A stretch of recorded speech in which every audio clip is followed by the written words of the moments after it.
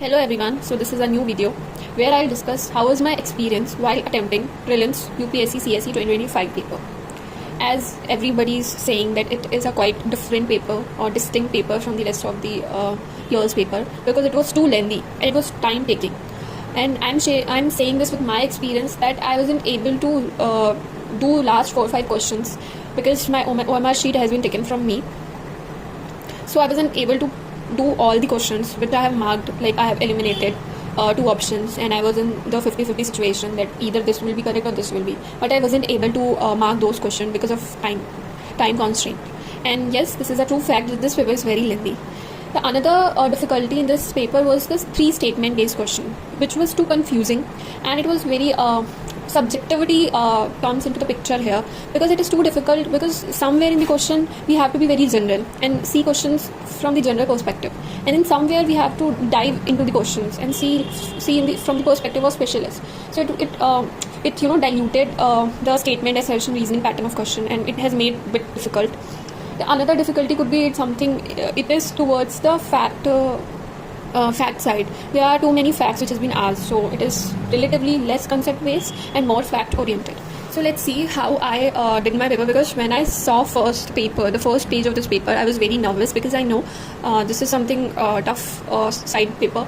So how I did it, so I'll tell you. Okay, so first when I saw this page, so this is something economy part. I have write here that it is an economic section. Okay, so first I have read this alternative investment fund. I have done economy well, but I didn't know this fund, alternative investment fund. And then the Reserve Bank of India source of income, this also I didn't know. I knew few, like this was wrong and this was right, but I wasn't sure about this, whether this is right ministry or department of that organization or not. So this one also I knew. And then this report BRSR, I don't know this one also. Then so what I thought that I have to leave this paper because I was मैं उस exam mode में बहुत ही ज़्यादा tensed हो गई थी, because few question मुझे आते नहीं थे और मैं समझ नहीं पा रही थी, और एग्जाम मोड में मैं पैनिक कर रही थी. सो व्हाट आई थॉट कि लास्ट से शुरू करते हैं. तो फिर I flip the pages. When I flip the pages I see question number 51. I thought चलो यहाँ से करते हैं, क्योंकि it was a polity section और सम हाउ मेरा पॉलिटी सेक्शन थोड़ा सा आई वुड से कि स्ट्रॉगर साइड में, but it was not though as I thought, क्योंकि मैं ऑलरेडी इतना पैनिक कर चुकी थी कि मैं कॉन्सेप्ट जो मैंने बहुत अच्छे से पढ़े हुए थे उसमें भी मैंने गलती करना शुरू कर दिया था. तो और मैं आपको अपना एक और स्टोरी शेयर करूँगी कि मैं एक भैया से मिली थी जो कि उन्होंने एक इंटरव्यू दिया हुआ है, 2 मेंस लिखा हुआ है, उनका 5th अटेम्प्ट था. तो ये चीज़ जो मैं आपको बता रही हूँ कि मैं एग्जाम मोड में पैनिक कर गई थी, वो सबके साथ होता है. वो ऐसा नहीं है that something only happens to me और some you have been dealt with the same situation. ऐसा नहीं होता है, ठीक है, सबके साथ होता है. वो भी मुझे बता रहे थे कि कोई बहुत से क्वेश्चन ऐसे थे जो मुझे पता थे, फिर वो एग्जाम मोड में पैनिक कर गए, तो वो they have marked it, he has marked it wrong. So it happens with everyone. उन्होंने तो इंटरव्यू दिया है, उन्होंने all stages he has cleared, still उनसे गलती हो गया है, तो इट्स ओके. पैनिक मोड में एग्जाम जो एनवायरनमेंट होता है वो बहुत ही ज़्यादा क्रिटिकल होता है, तो हम ऐसे कर जाते हैं गलती, तो खुद को कोई बात नहीं है, हमें बस खुद को काम और कंपोज रखना है, सब कुछ सही होगा. Then I read this ordinance. Okay, ordinance I was okay, I can do it. Then this is state वाले क्वेश्चन लाइक national. अब we read that which park is located where, but we didn't know that how many parks are there. This is something very factual now, so I didn't know. I was remembering that the Namdapha national park was in there, Arunachal Pradesh, so I was very confused, so I left this one. This is something very easy, and this is something PYQ has already asked. The zonal council or national security or state council is the constitutional body. This is something very easy question from this year exam. So ऐसा नहीं है कि सारे tough question पूछे थे. Tough question के बीच में भी ऐसे स्प्रिंकल करके इजी क्वेश्चन बहुत थे, पर वो हमको बस ढूंढने थे, ठीक है. जैसे ये वाला है, इस पर मैं कंफ्यूज हो गई. बोला ना एग्जाम मोमेंट में आप कितना भी पढ़ लो, पर वो जो एग्जाम प्रेशर होता है ना, आप चीज़ें भूल जाते हो. जैसे इसमें लिखा हुआ है constitution of India explicitly mention that in certain sphere governor of state act in his own discretion. और आपको पता है, जब मैं क्वेश्चन सॉल्व कर रही थी, मेरे दिमाग में आर्टिकल 200 आया, जहाँ पे लिखा हुआ है कि कुछ सर्टेन बिल्स हैं जो कि आर्टिकल 200 में लिखा हुआ है एसेंट ऑफ गवर्नर, है ना. एसेंट ऑफ गवर्नर बिल जो भी स्टेट लेजिस्लेटिव असेंबली पास करती है, उसको गवर्नर अपना एसेंट देता है. तो उस पर एक्सप्लिसिटली लिखा हुआ है कि कौन 200 एसेंट देता है. 201 जो है बिल रिजर्व करता है गवर्नर प्रेसिडेंट के लिए, ठीक है. और उसमें एक्सप्लिसिटली लिखा भी हुआ है कौन से सर्टेन बिल्स हैं जो कि मैंडेटरी है गवर्नर के पार्ट में, तो उसको जो है रेफर करना ही है प्रेसिडेंट को. और कुछ जो है उसको डिस्क्रिप्शन भी है कि कुछ अगर ही फील्स की रिजर्व करना चाहिए तो कर सकते हैं. तो कुछ सर्टेन चीज़ें लिखी हुई हैं, जैसे हाईकोर्ट की अगर जुरिस्डिक्शन वो रिमूव करना है, या फिर कुछ बजट से रिलेटेड ऐसा कुछ. तो मुझे उस टाइम एग्जाम हॉल में भी याद आ रहा था article 200, 201. Still I did this mistake and I have marked the statement wrong. and this was my major fault.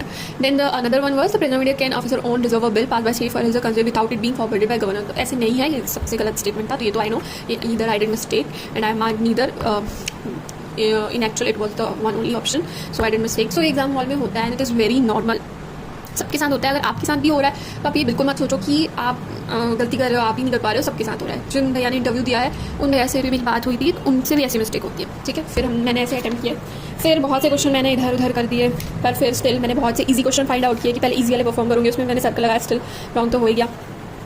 फिर उसके बाद मुझे जो आते थे वो मैंने करा और गोला मार्क कर दिया. फिर जो मुझे नहीं आते थे I can eliminate 1 or 2 options, तो I mark it wrong and then I move forward. फिर ऐसे करके मैंने 700 तक गई. Okay, so I'll make a whole video of 1 or 2 hours where I'll discuss this statement very diligently, or I'll make notes. So first I just wanted to show you that how I attempted my paper. So from 51 to 100 I move forward. When I come to this question, it was I forgot to tell you this, that this time sports question has been asked. Okay, so Gukesh won the chess Olympiad, so it was something expected कि ये question आएगा, but इतना detail में facts उनके नाम पूछना, trophy पूछना, something very unrealistic, तो मेरा तो गलत हो गया था. फिर इधर से आने के बाद what I did, I start from again. फिर उस टाइम तक मैं बहुत ज़्यादा काम हो गई थी, तो मैंने कहा अब पेपर तो अटेम्प्ट करना है. और आपको पता है इतना पेपर जो 51 से 100 था इतना ही ज़्यादा लेंथी था कि मेरा 1 आवर उसको पढ़ने में आराम से मार्क करने में चला गया. जबकि उसमें मैंने सिर्फ वो क्वेश्चन बबल किए थे जो कि मुझे आते थे. उसमें से स्टिल बहुत से क्वेश्चन थे जिनको मैंने 2 ऑप्शन एलिमिनेट किया, 1 ऑप्शन एलिमिनेट करा, तो उन्हें मैंने मार्क नहीं किया था, पर मेरा 1 आवर ऑलरेडी हो चुका था. तो फिर से आई गॉट पैनिक कि भाई अब तो टाइम भी कम है, 50 क्वेश्चन है, प्लस मुझे जो 2 और 1 ऑप्शन एलिमिनेट किया है वो भी करना है. तो फिर मैं इधर फर्स्ट रीडिंग मैंने जब शुरू करी, बहुत ज़्यादा अपने माइंड को कंपोज किया कि अब करना है, अब कुछ नहीं हो सकता है. फिर मैंने स्टार्ट किया, मैंने इधर से इकॉनमी कॉन्सेप्ट किया. स्टिल मेरी इकॉनमी अच्छी थी तो उधर तो पूरा सही होते चले गए थे. इधर ये वाला मैंने अटेम्प्ट नहीं किया, ये भी अटेम्प्ट नहीं किया था, और ये मुझे अटेम्प्ट करना था. आई have already eliminated this one because I know this was right and this was wrong, पर मैं इसमें कंफ्यूज थी. और फिर जब मैं इस 50 क्वेश्चन को पास थ्रू कर रही थी, ठीक है, पेज बाय पेज देख रही थी, मैंने क्वेश्चंस पढ़े, फिर ऑप्शन एलिमिनेट करे, लेकिन क्योंकि टाइम इतना कम था, फिर मैं उस 51 से 100 वाले क्वेश्चन तरफ चली गई थी. And then I missed by my paper. लेकिन मैं वापस से 1 to 50 जो क्वेश्चन थे उसमें वापस से नहीं आ पाई. तो ऑलमोस्ट 6-7 क्वेश्चन जो कि मैंने मार्क डाउन कर रखे थे, 2 एलिमिनेट कर रखे थे या 1 एलिमिनेट कर रखा था ऑप्शन, उस पर मैं वापस नहीं आ पाई. तो that was something blunder which I did on my paper and I was very shattered when I came out of that hall. But still I feel like कि अगर मेरे से ऐसा हुआ है तो सबसे ही हुआ है, सबके लिए लेंदी था, तो it's okay, let's see, let's hope for the best क्या होता है. कुछ क्वेश्चन मैं आपको दिखाऊंगी कि मैं कौन से नहीं कर पाई थी. जैसे इधर I show you previous year question is very important. मैंने अपनी सीरीज में भी 2024 के प्रीवियस ईयर क्वेश्चन का मैंने डिस्कशन किया है. सी दिस अराघट्टा I have read so many times. I have not read it from any book. मैंने सिर्फ प्रीवियस ईयर क्वेश्चन अच्छे से किए थे और आई न्यू दिस कि इरीगेशन का है, वो व्हील वाला पार्ट है जो कि यूज़ किया जाता है फॉर द इरीगेशन. एंड बहुत से क्वेश्चन जो है इसमें, जैसे ये फ़हीम वाला, पर मैं कन्फ्यूज़ हो गई थी चंद्रगुप्त 2 और समुद्रगुप्त, और तो मैं कर नहीं पाई थी. पर ये प्रीवियस ईयर क्वेश्चन का है. Shall show you one more this Rajendra Banchola है ना. तो previous year question is very important. I have done 1995 से 2024 की previous year question and still I forgot because I have to do it very diligently. Like I have only done it 3 to 4 times. I think I should have increase my number of times, but okay, there was a time constant, so I wasn't able to do that.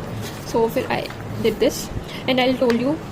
हाँ, see इधर के जैसे Andes mountain I have studied so many times, but I have removed the option, but I didn't able to mark it. This lake I was supposed to leave this question because I don't know this, and this I have already eliminated question that I would come again to this question. I'll mark the bubble, but because of time constraint, see this I have eliminated too. I was confused about this because you know आप कितना भी पढ़ लो उस exam moment में इतना pressure होता है ना कि आपका दिमाग फंक्शन करना बंद कर देता है. उस टाइम पे मुझे, मैंने कॉन्टिनेंटल थ्योरी सब पढ़ते हैं, तो 6 लैंडमार्क में डिवाइडेड है कि नहीं, मैं इतनी कंफ्यूज हो गई थी उसके बीच में. तो मैंने सोचा कि मैं बाद में करती हूँ, थोड़ा पर टाइम ही नहीं मिला. अगर कर देती शायद, सी मैं 50-50 पे ऑलरेडी थी, पर कोई बात नहीं. Here also I have eliminated 2, but I wasn't able to bubble it. There I have marked it. Okay, this one also. So they are very doubtful question also. So I have marked it doubtful. Why? Because this is statement 1 to 3. Subjectivity is there. So अभी कुछ भी confirm नहीं है कि कौन सा statement मतलब सही है. जैसे इसमें जो सिलिका बियरिंग वाला है, इसमें कुछ इंस्टीट्यूट कह रहे हैं कि बी ऑप्शन है, कुछ कह रहे हैं ए ऑप्शन है. पर रियल तो जब यूपीएससी अपनी ऑफिशियल आंसर की निकालेगा तभी पता चलेगा.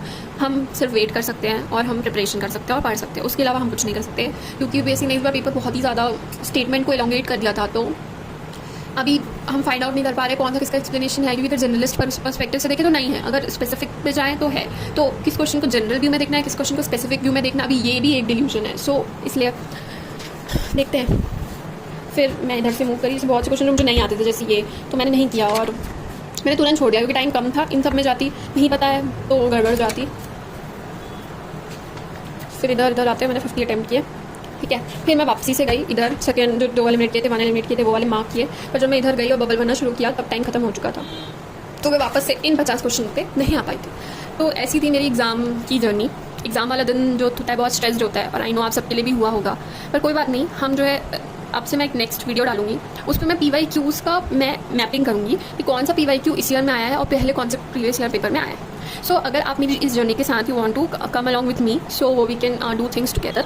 और हम 1995 से 2025 तक का पूरा पेपर पढ़ेंगे, ठीक है। तो उससे क्या होगा, अभी I have already showed you, तो प्रीवियस ईयर क्वेश्चन की थीम रिपीट होती है, कभी कभी as it is previous year question repeat हो जाता है। तो प्रीवियस ईयर अगर हम करके जाएंगे ना, तो I feel like 5 to 10 question we can assure कि हम ये कर ही लेंगे, मतलब ये हमारे सही ही होने वाले हैं। तो उसको भी नंबर ऑफ टाइम्स करना होगा। So I make diligent video on it, और मैं अपनी CSET की भी जर्नी आपके साथ शेयर करूँगी कि उस दिन का मेरा एक्सपीरियंस कैसा रहा। खैर अभी UPSC का रिजल्ट भी आने वाला है, तो पता चलेगा। आई एम फीलिंग नर्वस, पर कोई बात नहीं, जो भी होगा बेस्ट होगा। एंड हमें सिर्फ मेहनत करनी है और रिजल्ट अपने आप आएगा। अगर हम मेहनत करते जाएंगे तो रिजल्ट एक दिन ज़रूर आएगा। तो thank you so much for watching this video, and please comment if you have some feedback, or please let me know in which way you want me to proceed further. And previous year series आप मेरे पे छोड़ दो, मैं पूरा उसको mapping करके एक वीडियो बनाऊंगी और उसमें आपको एक्सप्लेन करूँगी। Thank you so much.